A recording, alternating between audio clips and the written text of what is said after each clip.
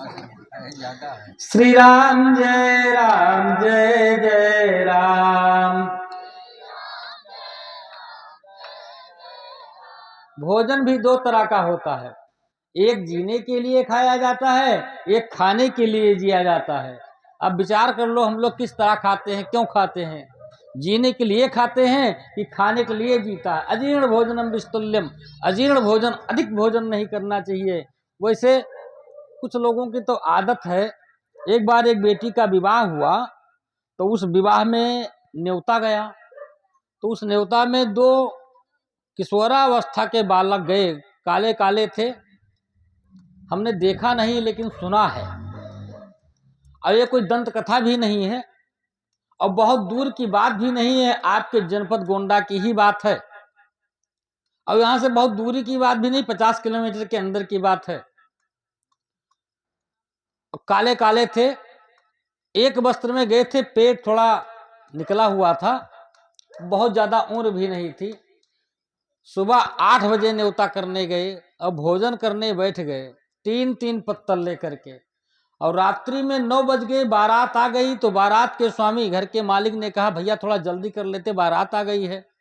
तब एक ने कहा हमने 2 रुपया न्योता लिखवाया है, पेट भर भोजन कर लूंगा तब उठूंगा। एक ने कहा हम 5 रुपया न्योता दिए हैं, इसलिए अघा के खा के तब उठेंगे। तो भोजन भी कई प्रकार के होते हैं, भोजन में मात्रा लगी है, इसलिए मात्रा के अनुकूल ही भोजन करना चाहिए। यदि कहीं मात्रा छूट गया तो भाजन हो जाएगा, इसलिए मात्रा को देखते हुए भोजन अवश्य करें। और ऐसा भोजन करें कि कीर्तन में, भजन में, इसीलिए संतजन पोंगल अर्थात खिचड़ी ज्यादा खाते हैं। प्रतिदिन शाम को खिचड़ी ज्यादा, क्यों? खिचड़ी खाने से लाभ क्या है? पेट नरम रहेगा, बैठने में आसानी होगी, भजन की मात्रा बढ़ेगी, भजन से शरीर आरोग्य रहता है, शरीर में रोग नहीं होता है।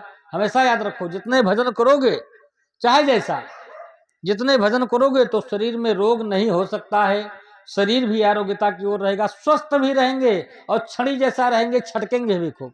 इसलिए भोजन को लिमिट में भोजन करना चाहिए। श्री राम जय जय राम। जय जय विघ्न हरण हनुमान, अन्न संकट मोचन कृपा निधान। अन्न श्री राम जय जय राम। हम जय जय विघ्न हरण हनुमान, अन्न श्री राम जय जय राम। बोलिए सच्चिदानंद भगवान की, आनंद कंद भगवान की। ऐसा बोलो जय की मालूम पड़े कोई है। बोलिए राजा रामचंद्र की। हाँ, इतना बोलो जय की हद कर दो, और जय बोलने से यमराज का खाता रद्द कर दो तो जय, और नहीं तो विजय।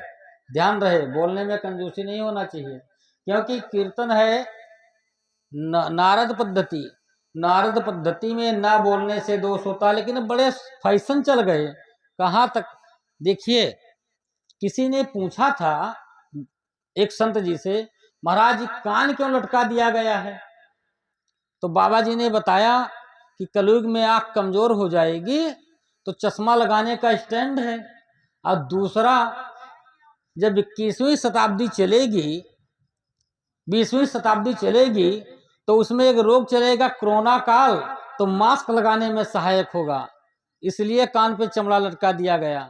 तो मास्क वाला फैशन चल गया है, मुंह नाक सब बंद रहेगा, कोई बोलता है कि नहीं बोलता। अच्छा, कुछ तो ये करते हैं, कुछ महिलाएं घूंघट के अंदर मुंह छिपा लेती हैं, कुछ वो बच जाती हैं, और कुछ लोग ऐसे बच जाते हैं कि अगल बगल देखे ये नहीं बोल रहे हैं तो मैं भी नहीं बोलूंगा, इसलिए कुछ लोग ऐसे में भी बच जाते हैं। देखिए, हम लोग जो कीर्तन करवाते हैं, यह एक समझो जबरदस्ती करते हैं। अच्छा, अगर हम लोग ना कहें इतना तो शायद लोग ना बोलें, लेकिन मान लो 50 लोग आप बैठे हैं, 50 लोगों ने कीर्तन किया तो अपना जो किया सो तो पाया ही, उसमें 5 लोगों का कीर्तन करने का फल हमें भी प्राप्त होगा। और हमें कौन सा फल मिलेगा? हमें फल ये मिलेगा कि हम कुछ बढ़ करके जिएंगे तो 2-4 कथा मेरी बढ़ करके हो जाएगी, इसलिए मुझे जीने का फल मिल जाएगा।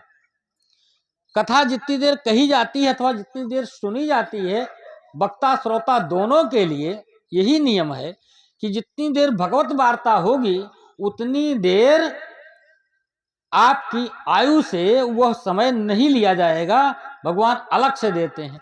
और गपोलिया कहानी की बात मैं नहीं करता हूं, मैं आध्यात्मिक अथवा भगवान का शुद्ध कथा की बात करता हूं। तो ऐसे ऐसे वक्ता हो गए जो मंच की मर्यादा को भी नष्ट कर देते हैं और शास्त्र की मर्यादा को भी नष्ट कर दिए और मुंह ऐसा बनाएंगे।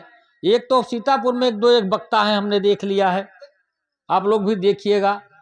तो ऐसा मुंह बनाता है कि पूरी मर्यादा नष्ट करके, शास्त्र की मर्यादा नष्ट करके रख दिया।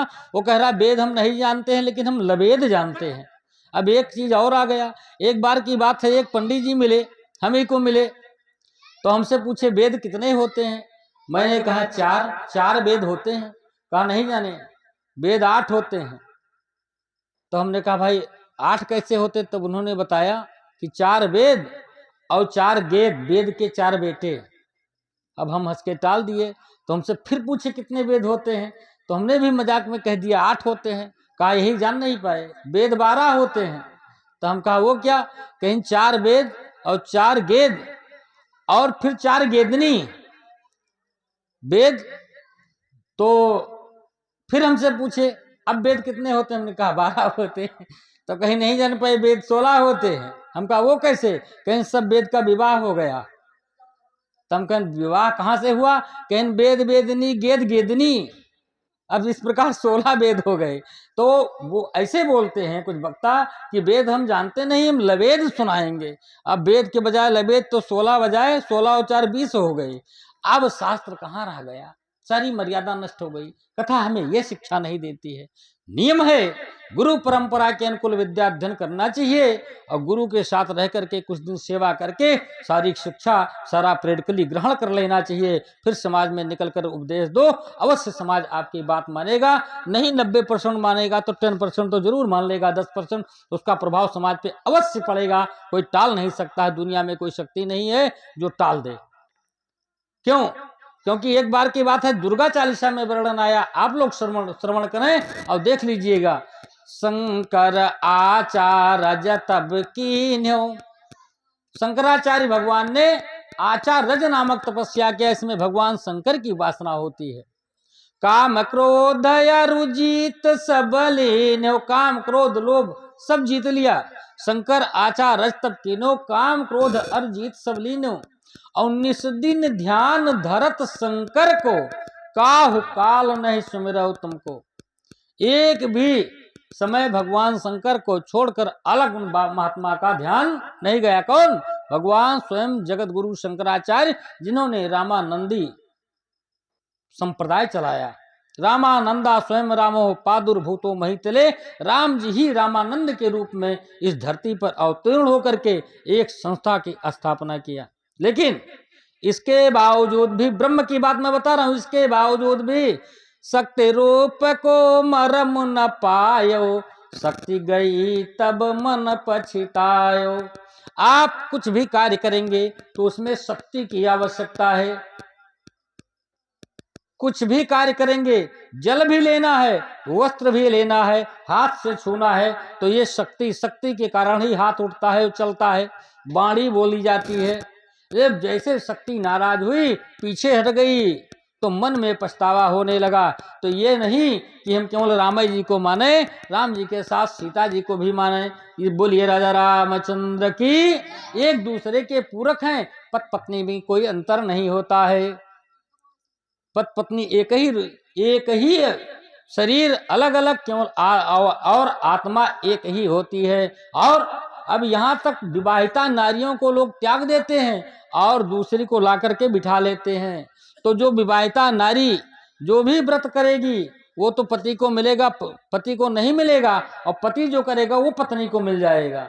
इसलिए ध्यान रहे, विवाहिता पत्नी को कभी छोड़ना नहीं चाहिए। यही राम कथा है। राम जी ने माता सीता के साथ कैसा व्यवहार किया आप लोग श्रवण करेंगे। कल तक हम लोगों ने जो श्रवण किया, भगवान राम के जन्मोत्सव तक भगवान राम को प्रकट करवा दिया गया। और प्रकट में क्या हुआ, भय प्रकट कृपाला दीन दयाला कौशल्या हितकारी। दशरथ हितकारी नहीं लिखा, किसी प्रकार की महाराज वशिष्ठ सब कुछ जानते थे, लेकिन गुरु हितकारी भी नहीं लिख दिया।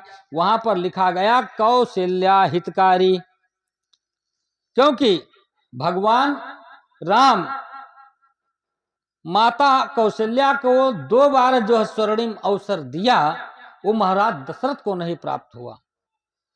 2 बार स्वर्णिम अवसर माता कौशल्या के पास आया। अब हमारे देश की नारियां यहाँ पर समझें कि हमारे देश की नारियों की उपमा कुल्हड़ से दी गई है, और विदेश की नारियों की उपमा शीशे के गिलास से दी गई है। हमारे देश की नारियों के लिए आदरणीय नारियां कहा गई। सीता, सावित्री, गार्गी के चरित्रों का अनुकरण करने वाली नारियां कही गई हैं। यहाँ माता कौशल्या से ये शिक्षा लेनी चाहिए। विदेश की नारियों को शीशे की गिलास। एक बार की बात है, एक संत जी अमेरिका गए हुए थे। अमेरिका वाले सुनेंगे तो क्या करेंगे हमारा। अमेरिका गए तो वहां पर एक नारी अपने पति के कब्र को, समाधि को, अरे कब्र कह लो, पंखा झल रही थी। और उसका नियम यह था, वो पंखा झल रही थी बैठी, लेकिन मन बड़ा हर्षित था। संत जी इधर से गए अयोध्या से, तो देखे वाहन से थे। वाहन वाले को कहा भाई रुको रुको रुको, वाहन रुक गया। संत जी उतर करके अपने वाहन से और उस स्त्री को ले करके साष्टांग प्रणाम किया।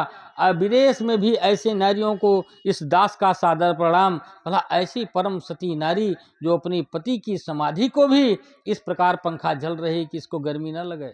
संत जी ने कहा, उस नारी ने कहा बाबा यहाँ ये सब नहीं चलता है।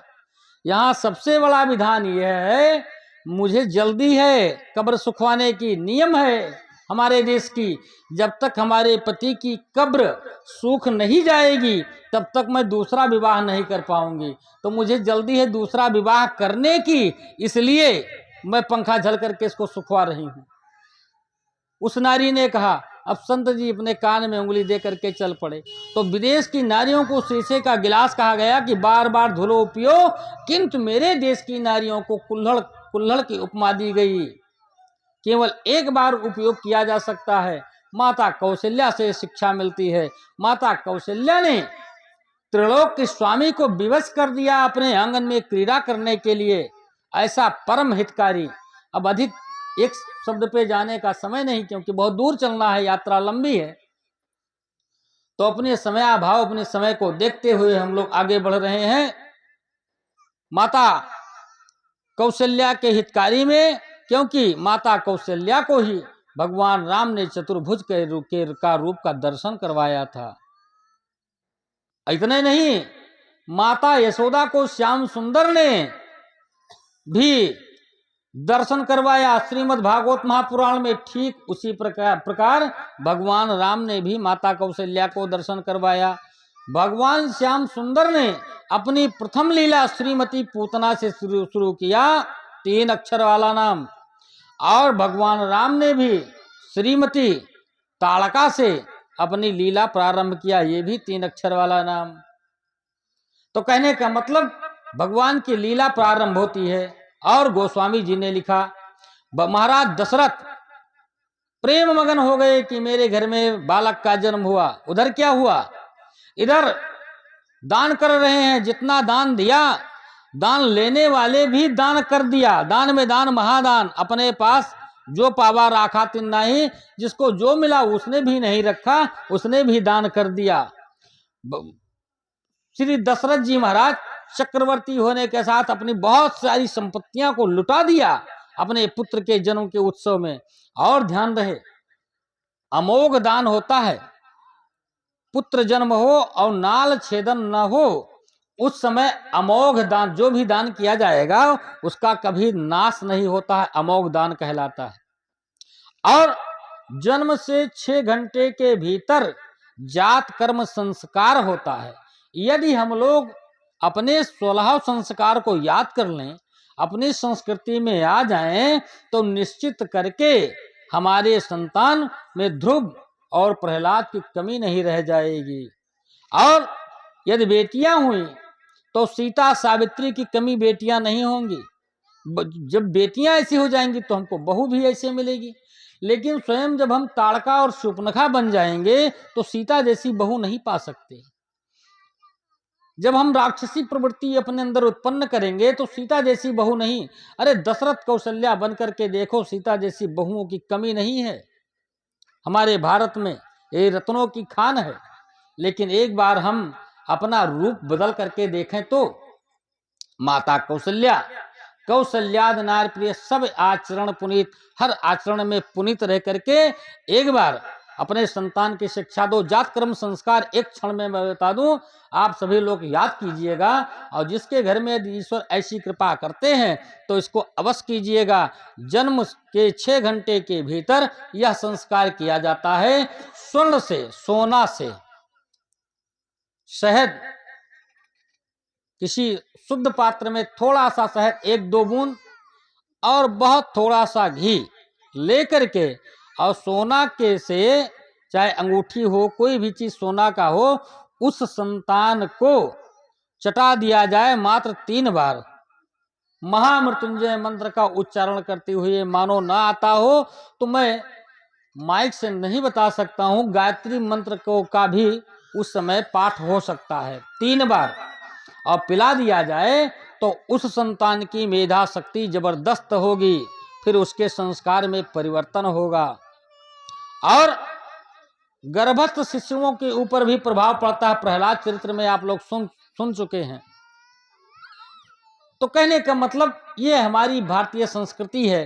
अब यहाँ हमारे देश की जो नारियां हैं, माता कौशल्या के शिक्षा से, माता अनुसुईया से उनको ये शिक्षा मिलती है कि किस तरह त्रिलोक के स्वामी को उन्होंने विवश कर दिया। माता अनुसुईया ने भी ऐसा किया।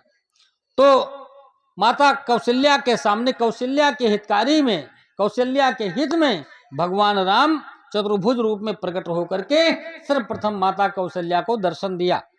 दर्शन हो गया। इधर माता कैकेयी और माता सुमित्रा ने भी पुत्र को जन्म दिया।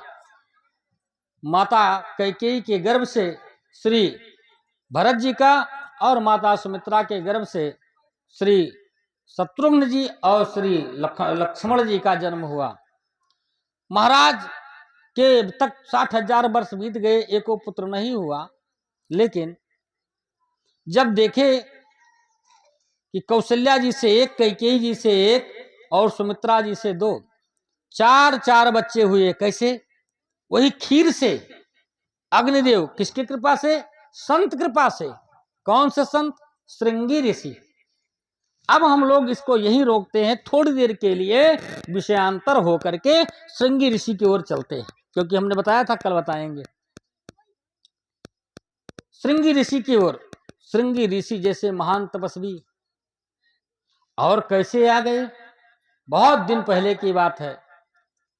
प्रमाण दोनों मिले हैं, लेकिन विशेष करके माता सुमित्रा के द्वारा महाराज दशरथ को एक कन्या प्राप्त हुई थी जिसका नाम था शांता। इनके परम मित्र महाराज रोमपाद थे। उनके कोई संतान नहीं थी, तो महाराज रोमपाद ने इस कन्या को गोद ले लिया था और लेकर के चले गए थे। उन्हीं के यहाँ पालन पोषण हुआ। अब बताओ, जिसके एक भी संतान नहीं होगी, संयोग से एक पुत्री हो भी जाए, उसको भी दान में दे दो, कोई दूसरा पाले। महाराज की क्या हृदय रहा होगा, माता सुमित्रा का हृदय क्या रहा होगा। आज की नारियां होती तो पकड़ लेती, 9 महीना मैंने सेवा किया, पेट में रखा, मैं नहीं दूंगी अपनी पुत्री को। लेकिन माता सुमित्रा कुछ भी नहीं बोली। महाराज जो करते गए वो हाथ जोड़ करके स्वीकार करती गई। शांता महाराज रोमपाद के यहाँ पाली जा रही है। इधर क्या हुआ? देवराज इंद्र की एक अप्सरा थी, एक बार दुर्वासा ऋषि वहां पधारे। दुर्वासा ऋषि के सामने पशुवत व्यवहार उसने किया। पशुवत व्यवहार होने के कारण दुर्वासा ऋषि ने उसको श्राप दे दिया कि तुम पशु यौन में जाओ। उसने हाथ जोड़ करके पैर पकड़ लिया, महाराज इसका उपाय भी बताते जाओ, क्योंकि ब्रह्म ऋषियों की वाणी मिथ्या नहीं होती है। कहा जाओ जब पशु यौन में तुम किसी ऋषि को जन्म दोगी तो तुम्हारा मुक्ति हो जाएगा, तुम पुनः आ जाओगे। अब तो इसी प्रतीक्षा में थी। उधर वन में विभांडक ऋषि परम तपस्या में लीन थे। प्रातः काल नदी में स्नान करने के लिए विभांडक ऋषि गए और नदी में स्नान करते समय ऐसी भगवान की लीला हुई कि उनका तेज निकल गया उनके शरीर से, और वह अप्सरा आई हिरणी का रूप धारण किया और जल पी रही थी। उसी के मुख के द्वार से वो ऋषि का तेज इसके पेट में चला गया, इसे गर्भवती हो गई। अब इसके तो प्रसन्नता की कोई सीमा नहीं थी। इसके उदर में चला गया, गर्भवती हो गई।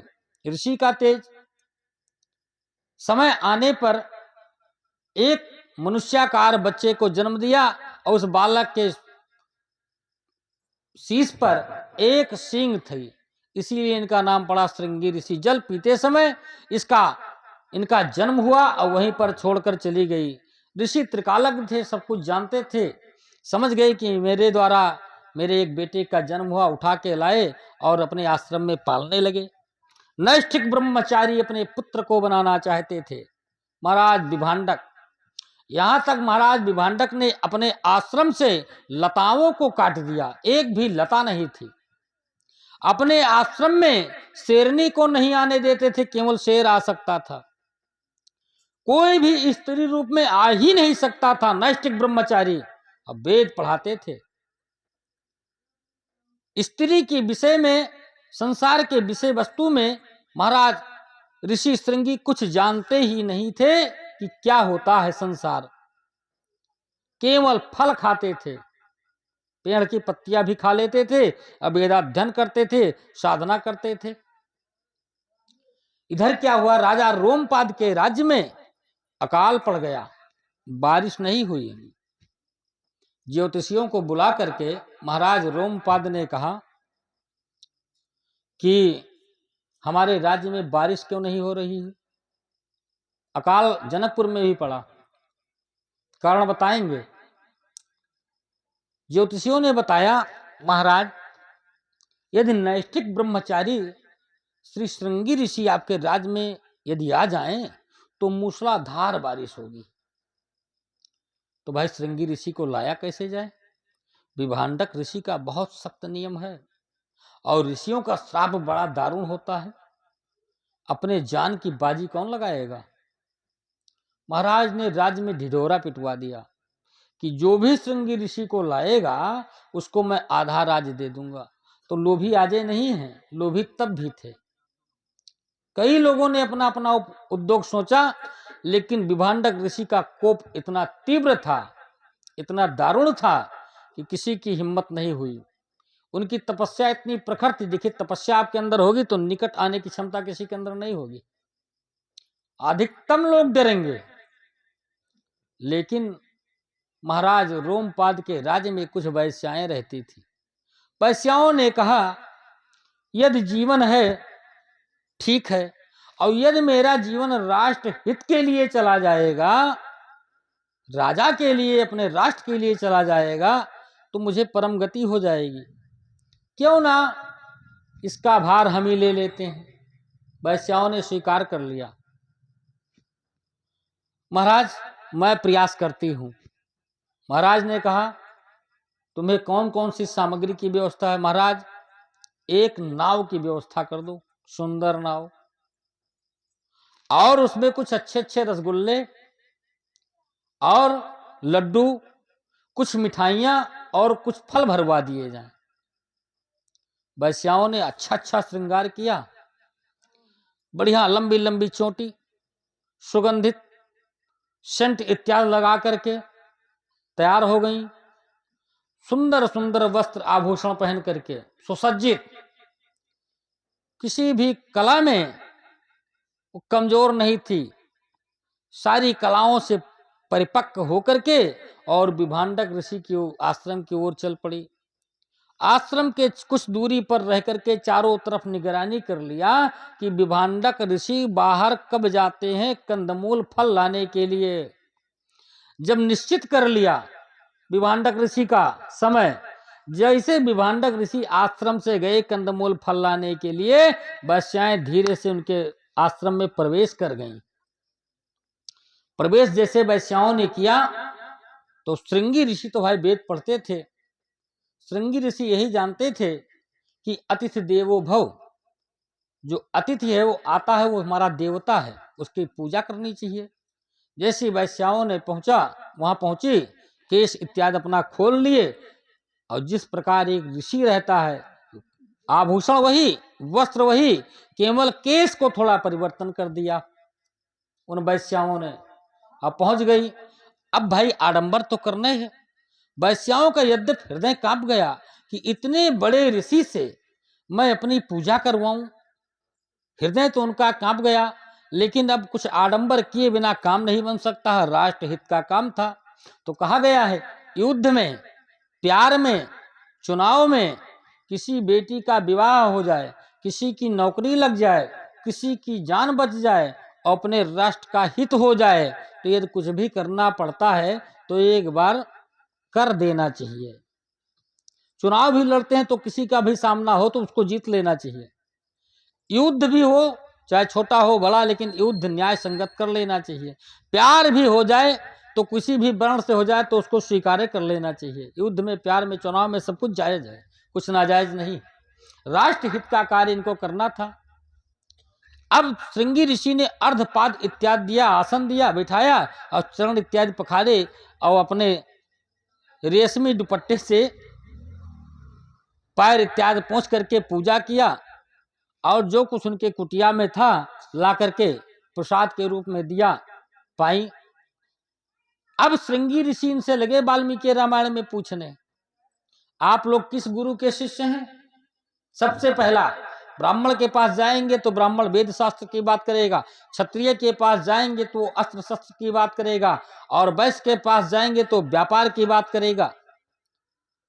तो कहने का मतलब आप लोग किस गुरु के शिष्य हैं? उन वैश्याओं ने बड़ी चालाकी से कहा, हम लोग गुरु का नाम नहीं लेते हैं।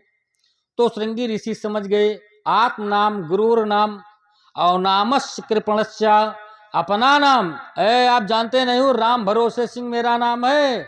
आत्म नाम, अपना नाम, और गुरु का नाम भी नहीं लेना चाहिए। और नामस्य कृपणस्य, कंजूस का नाम नहीं लेना चाहिए, जो अत्यधिक कंजूस हो उसका नाम नहीं लेना चाहिए। और पत्नी का नाम नहीं लेना चाहिए। लोग कहा करते हैं, तारा देवी जल्दी आओ, पत्नी का नाम नहीं लेना चाहिए।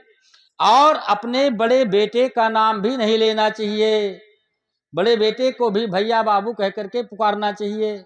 इतना नाम नहीं लेना चाहिए बार बार विषम परिस्थितियों में।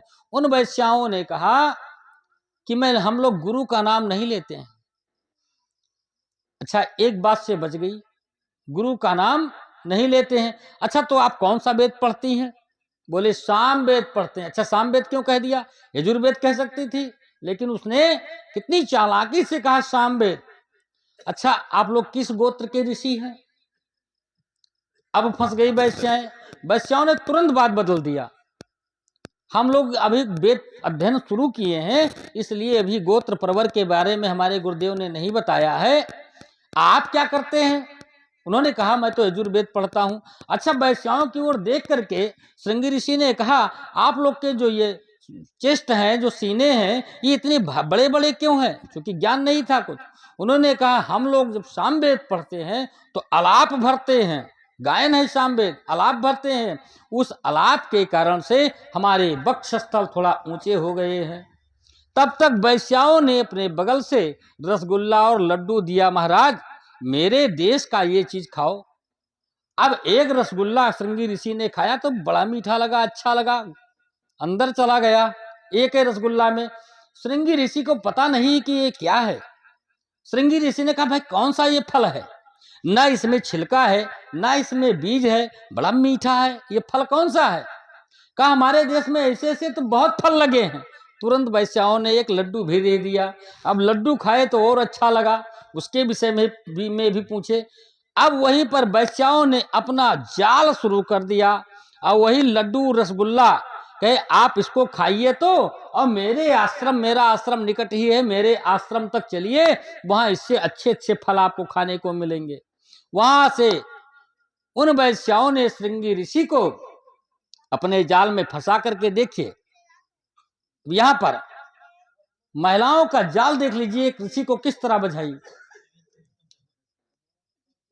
वहां से श्रृंगी ऋषि को वही रसगुल्ला और लड्डू खिलाते हुए उस नाव रूपी आश्रम में लेकर के आ गई और वहीं पर होने लगा नृत्य। ये कितने ऋषि आपके पास हैं? महिलाएं सब नाच रही हैं, संगीत बज रही है, और कितने ऋषि हैं आपके पास? महिलाओं को महिला नहीं जानते हैं, ऋषि ही जानते हैं। कितने ऋषि आपके साथ हैं? ये सब ऋषि कुमार ही हैं महाराज। और नाव उसी नदी में बहने लगी धीरे धीरे और राजा रोमपाद के राज्य तक आ गई।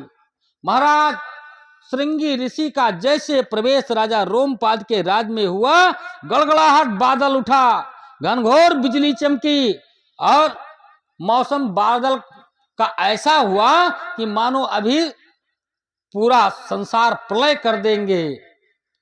महाराज रोमपाद ने उस नदी से अपने दरबार तक ऐसा मखमल बिछाया हुआ था, महाराज श्रृंगी ऋषि का चरण जमीन पे नहीं पड़ा। उन वैश्याओं ने धीरे से राजा रोमपाद के पास तक पहुंचा दिया। इधर जोर से बारिश होने लगी, घनघोर बारिश हुई, बारिश निकलने का नाम नहीं ले रहा था। इसी बीच महाराज श्रृंगी ऋषि और उनकी पुत्री शांता का महाराज रोमपाद ने बहुत जल्दी में चटपट करके और विवाह कर दिया। क्योंकि राजा रोमपाद को भी डर था विभांडक ऋषि का, क्योंकि अपने पुत्र को ये नैष्टिक ब्रह्मचारी बनाना चाहते थे और हम लोगों ने मिलकर के गृहस्थ बना दिया, पहुंच करके पता नहीं कौन सा उत्पात मचा दें। इस डर से श्रृंगी ऋषि को बहुत जल्दी विवाह कर दिया। इधर विभांडक ऋषि ने देखा कि मेरा पुत्र मेरे आश्रम में नहीं है, तो विभांडक ऋषि खोजते हुए अब वहां से चल पड़े। अपना ध्यान लगा करके देखा तो देखा राजा रोमपाद के राज्य में पहुंच गए। वहां जैसे राजा रोमपाद के राज्य में विभांडक ऋषि का चरण पड़ा, लोगों में भगदड़ मच गया। सब आके फटाफट राजा साहब से जल्दी में बताए कि विभांडक ऋषि बड़े क्रोध में आ रहे हैं। महाराज रोमपाद ने अपनी पुत्री शांता को और महर्षि श्रृंगी ऋषि को एक आसन पर पत्नी को बिठा दिया, दूल्हा और दुल्हन के रूप में। विभांडक ऋषि सीधे पहुंचे तो अपने पुत्र और पुत्र वधू को सामने देख लिया।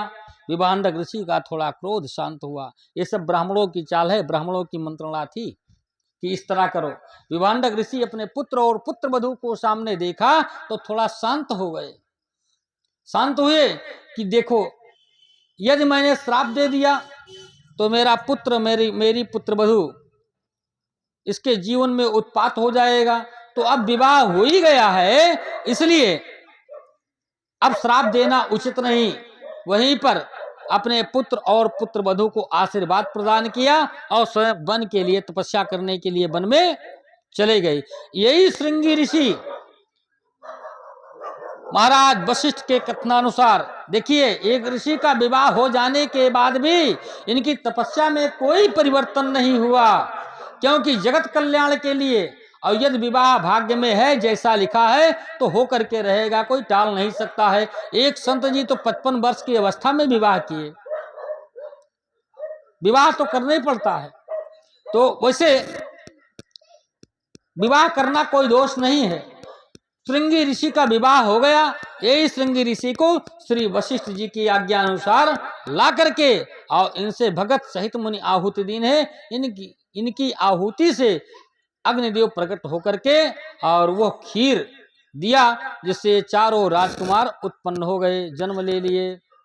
और माता कैकेयी से, अधिक विषयांतर होने का समय नहीं, माता कैकेयी के हाथ से, वाल्मीकि रामायण में वर्णन आया, माता कैकेयी के हाथ से एक गिद्धि खीर लेकर के चली गई, अंजना नामक पर्वत पर छोड़ दिया। उस समय माता अंजना वानरी के रूप में थी। वानरों का स्वभाव होता है उठा करके खा लेना, अपने बच्चे के मुख से निकाल कर उंगली डाल करके निकाल कर खा लेना। उस समय वानरी भेष में माता अंजनी ने उस खीर को खा लिया। उसी खीर से श्री हनुमान जी महाराज का जन्म हुआ। इसीलिए गोस्वामी जी ने लिख दिया कि तुम मम प्रिय भरत ही सम भाई, भरत के समान, क्योंकि माता कैकेयी के हाथ का खीर था इसलिए। और भरत जी किसके पुत्र हैं? माता कैकेयी के हैं। इसलिए तुम मम प्रिय भरत ही सम भाई, नहीं लिखा तुम मम प्रिय लक्ष्मण सम भाई या तुम मम प्रिय शत्रुघ्न सम भाई, नहीं लिखा, सीधे सीधे लिख दिया तुम मम प्रिय भरत ही सम भाई, भरत के समान हमारे भाई हो, ऐसा गोस्वामी जी ने दर्शाया। तो इस प्रकार ऋषि की कृपा से, संत की कृपा से पुत्र रत्न की प्राप्ति हुई और महाराज दशरथ परमानंद हो गए। जाकर नाम सुनत शुभ होई, मोरे गृह आवा प्रभु सोई। महाराज दशरथ अति प्रसन्न होकर के खूब दान किए। उस समय दान करने का अच्छा विधान है और उस समय दान करना चाहिए। इसी प्रकार मास दिवस कर दिवस भा, मरम न जाने कोई। एक महीने का एक दिन हो गया, लेकिन यह रहस्य काहू नहीं जाना। इस रहस्य को कोई जान नहीं पाया और दिन मन करत चले गुनगाना। यही गुनगुनाते हुए जो अयोध्या में गीत हो रही थी, मैंने कल बताया कि जो अयोध्या में गीत हो रही थी, इसी गीत को गुनगुनाते हुए सूर्यदेव चले गए, चल दिए अपने रास्ता पर और एक महीना तक अयोध्या में रुके थे। इसी बीच बाल्यावस्था का दर्शन करने के लिए भगवान शंकर ने कहा कि मैंने भी एक चोरी किया।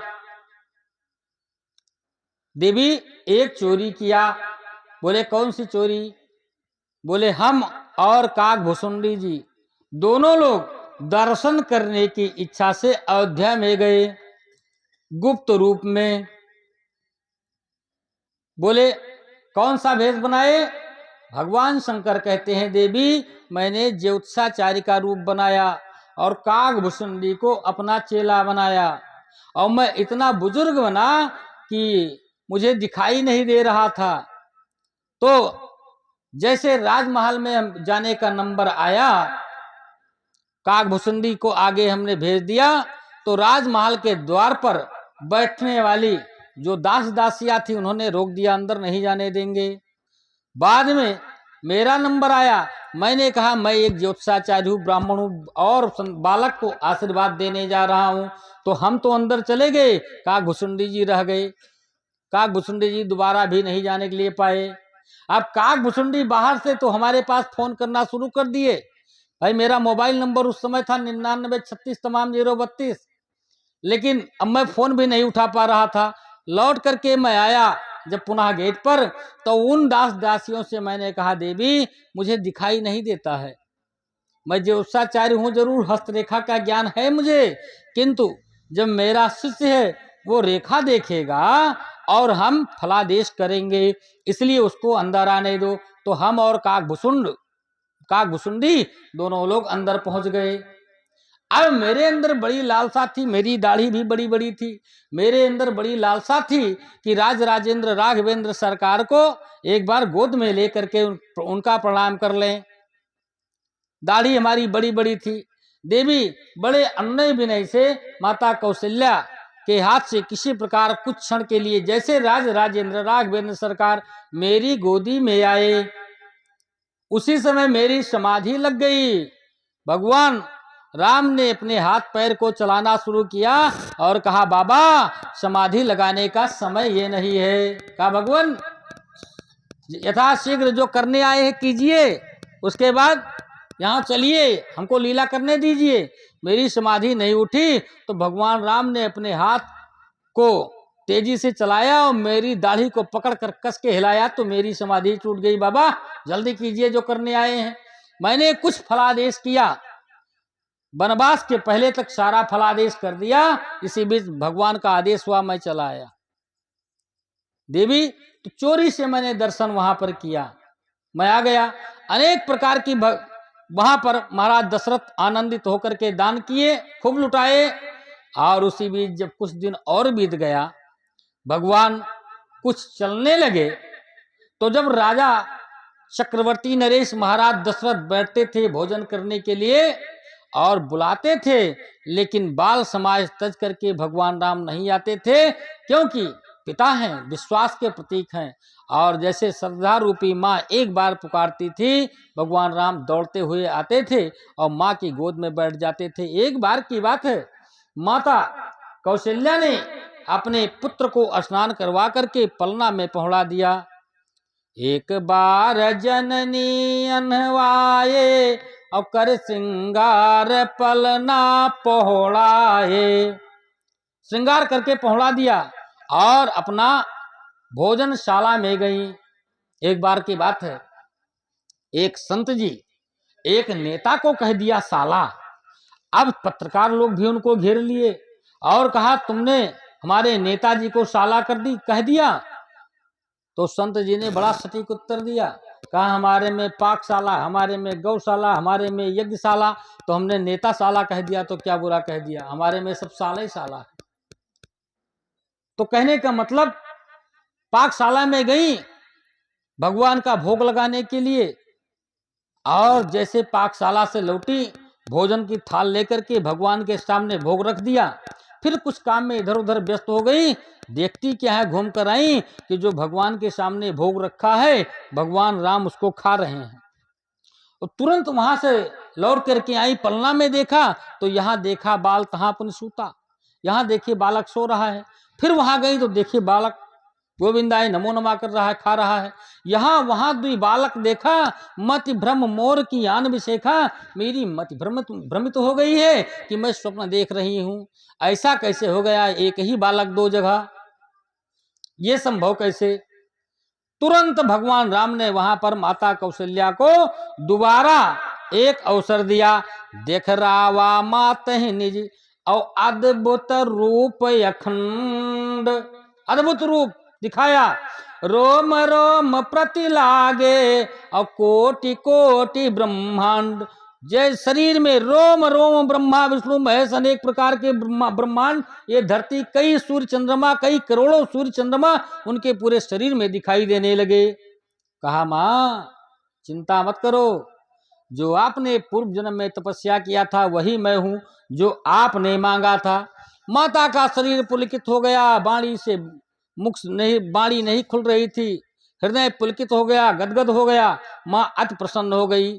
कुछ समय और बीता, चूड़ाकरण नामक संस्कार, चूड़ाकरण नामक संस्कार श्री वशिष्ठ जी को बुला करके करवाया। और समय बीतता गया तो नामकरण संस्कार का अवसर आ गया। अब नामकरण होना चाहिए, ऐसे नामकरण नहीं होता है निरहु गुरहु राम भरोसे, ये सब नामकरण नहीं होता है। रिंकू पिंकू डिंकू ये सब अंग्रेज के कुत्तों के नाम है, जिसका होगा तो बुरा नहीं मानेंगे। ये सब अंग्रेज के कुत्ता कुतियों के नाम है, अंग्रेज आए ये सब बवाल पाल दिए देश में। और जितने भी अलूल जुलूल नाम है ये नाम नहीं होना चाहिए। नामकरण किसी योत्साचार्य को, किसी विद्वान को, लप्पू झन्ना को, उनको भी नहीं, किसी विद्वान को, इसमें गणित बहुत अच्छी होती है नामकरण में, बुला करके और नक्षत्र चरण अनुसार नामकरण संस्कार होता है। नामकरण संस्कार में भी विधान है, मधु घी और सोने के तार से ना हो तो कुछ से, कुछ की जड़ से, अब सब नहीं बताने वाला है, कुछ की जड़ से उसके जीवा पर मूल मंत्र लिखने का, उस बालक का संस्कार बदल जाएगा, तब नामकरण होता है। भगवान वशिष्ठ स्वयं पधारे। वशिष्ठ एक पद भी मैंने एक दिन बताया, श्री वशिष्ठ जी स्वयं पधारे और महाराज बड़े श्रद्धा से, अब तो लोग पंडित को बुलाते हैं और बड़े जोर जोर से आवाज देते हैं, लगता है कोई बढ़िया वीआईपी नौकर आ गए, हे पंडित जी यहाँ ये एक नौकर आ गया, ऐसा नहीं। महाराज चक्रवर्ती नरेश थे, गुरुदेव वशिष्ठ को बुलाया, पूजा किया, अर्धपाद इत्यादि अर्पण करके ऊंचा आसन पर बिठाया और स्वयं नीचे बैठे, नीचे बैठ गए और नीचे बैठ करके हाथ जोड़ करके प्रार्थना किया, गुरुदेव आपकी कृपा से तो पुत्र हुआ है, अब नामकरण भी आप कर दीजिए। गुरुदेव वशिष्ठ अपना पोथी पत्रा खोल करके और बैठ गए और नामकरण शुरू कर दिया। बोले सो सुख धाम राम यस नामा, जो सुखों के धाम है इनका नाम राम होगा। महाराज अब विश्व भरण पोषण कर जोई, ताकर नाम भरत यस होई। अब जाके सुमिरन तेरी पुनासा, नाम शत्रुघ्न वेद प्रकाशा। लक्षण धाम राम प्रिय, सकल जगत आधार। गुर वशिष्ठ तेहि राखा, लक्ष्मण नाम उदार। इस प्रकार नामकरण संस्कार राम, भरत और शत्रुघ्न तथा लक्ष्मण नामकरण कर दिया। जोड़ी भी तैयार कर दिया, राम लक्ष्मण की जोड़ी और भरत शत्रुघ्न की जोड़ी। यहां पर एक रहस्य और है। जब खीर का प्रसाद वितरण हो रहा था, उस समय माता कौशल्या, माता कैकेयी ने अपना अपने भाग में से माता सुमित्रा को दिया था। उसी समय माता सुमित्रा ने कहा कि हमारे दोनों दीदियों ने मेरे ऊपर कृपा करके प्रसाद दिया है। यदि मुझे 2 पुत्र हुआ तो एक मैं बड़ी दीदी के पुत्र की सेवा में दे दूंगी और एक छोटे दीदी के सेवा में मैं दे दूंगी। ऐसा माता सुमित्रा ने कहा था। अब माता सुमित्रा के 2 पुत्र हुए तो एक राम जी की सेवा में और एक भरत जी की सेवा में उपस्थित कर दिया। अपने ऋण से मुक्त हो गई। इस प्रकार अनेक लीला भगवान राम कर रहे हैं। महाराज दशरथ तो तीनों माताएं बड़े आनंद के साथ आनंद ले रही हैं। जब भगवान राम का कुमारावस्था में प्रवेश किए तो माता पिता को लगा कि अब इनका यज्ञोपवीत संस्कार कर देना चाहिए। तो गुरु माता पिता मिलकर के चारों राजकुमारों का उपनयन संस्कार कर दिया। उपनयन संस्कार का विधान है, उपनयन संस्कार को समय पर यदि कर दिया जाए तो उसके द्वारा किया हुआ तर्पण उसके माता पिता को मिल जाता है। उपनयन संस्कार कब होना चाहिए? ब्राह्मण का 5 वर्ष से लेकर के 8 वर्ष ना हो पावे तो 11 वर्ष, क्षत्रिय का 12 से 16 वर्ष के बीच में, वैश्यों का 16 से 20 वर्ष के बीच में यदि उपनयन संस्कार यज्ञोपवीत संस्कार हो जाता है तो उस संतान के द्वारा किया हुआ तर्पण उसके माता पिता को मिल जाता है। मोबाइल इसलिए उपनयन संस्कार इन तीनों वर्णों के लिए अति आवश्यक है, संस्कार कर देना। उसी यज्ञोपवीत संस्कार कर दिया। यज्ञोपवीत संस्कार जब हो गया तो चिंता होने लगी विद्या की। गुरुदेव के पास महाराज वशिष्ठ जाकर के विद्या अध्ययन की याचना की। गुरुदेव ने अपने आश्रम में ले जाकर के और विद्यानिधि को विद्या देनी। स्वयं सारे विद्या के निधि हैं, इनको विद्या देने का क्या बात है। लेकिन गुरुगृह गए पढ़न रघुराई और अल्पकाल विद्या सब आई। यहाँ पर जहाँ आई है यहाँ पर लोग भ्रम हो जाते हैं, कहते हैं अल्पकाल विद्या सब पाई। विद्या पाई नहीं जाती है, विद्या ली जाती है। विद्या अपने आप विद्या निधि के पास आ गई। क्योंकि विद्या, एक बार की बात है, मैं एक बात बताता हूं, इसे समझ लीजिए। एक बार की बात है, एक मंदिर में एक धनी सेठ जी गए। बहुत पहले की बात है, बहुत पुराने जमाने की बात है, लॉन्ग एगो, बहुत पुराने। एक अटैची में 10,000 रुपया लेकर के रात्रि के 12 बज गए थे, मंदिर बंद हो गया था। मंदिर भगवान श्री सीताराम जी का था। संत पुजारी जी खा पी करके लेट गए थे। ठंडी का मौसम था, रजैया गर्म हो गई थी। अब पुजारी जी को उठने का मन नहीं था। सेठ जी पहुंचे। सेठ जी ने कहा, पुजारी जी अटैची में 10,000 रुपया है, भगवान को चढ़ाऊंगा, खोल दीजिए। पहले नहीं कहा, पहले कहा मंदिर खोल दीजिए, दर्शन करेंगे। पुजारी जी ने कहा रात में 12 बजे मंदिर नहीं खुलती है, जाओ। आप सेठ जी ने कहा, अटैची दिखाया, कहा 10,000 रुपया दूंगा और चढ़ाऊंगा भगवान को, आप मंदिर खोल दीजिए। पुजारी जी की रजैया गर्म थी, लेकिन उठे, तुरंत मंदिर खोले और रुपया चढ़वा दिया। सेठ जी ने कहा कि आपने मंदिर क्यों खोल दिया रुपया के लोभ में? कहा नहीं, मैं रुपया के लोभ में मंदिर नहीं खोला हूं। रात्रि के 12 बज रहे हैं और रुपया होती है लक्ष्मी, मंदिर में है नारायण। लक्ष्मी जी अपने पति के पास आना चाहिए, लक्ष्मी जी ने आवाज दिया तो मैंने खोल दिया। तो कहने का मतलब ये अपने पति के पास आना चाहती थी तो मैंने खोल दिया। ऐसे विद्या निधि है स्वयं भगवान श्री सीताराम जी महाराज, भगवान राम। इनके पास विद्या, इनको पाने की आवश्यकता नहीं है, विद्या स्वयं चल करके इनके पास आई। अल्पकाल, थोड़े समय में सारी विद्या इनको मिल गई। अब पढ़ करके ये घर भी आ गए। लेकिन अब राम के जीवन में सुख कहां है? क्योंकि अपने पिता से आज्ञा लेकर के राजकाज तो करते थे, पिता से आज्ञा लेकर के राज का कार्य भी देखते थे, पूरी प्रजा इनको प्राण के समान प्यार करती थी। लेकिन अब ये जिसके लिए आए हैं उसका नंबर आ गया। इसी में विश्वामित्र जी महाराज को चिंता हुई।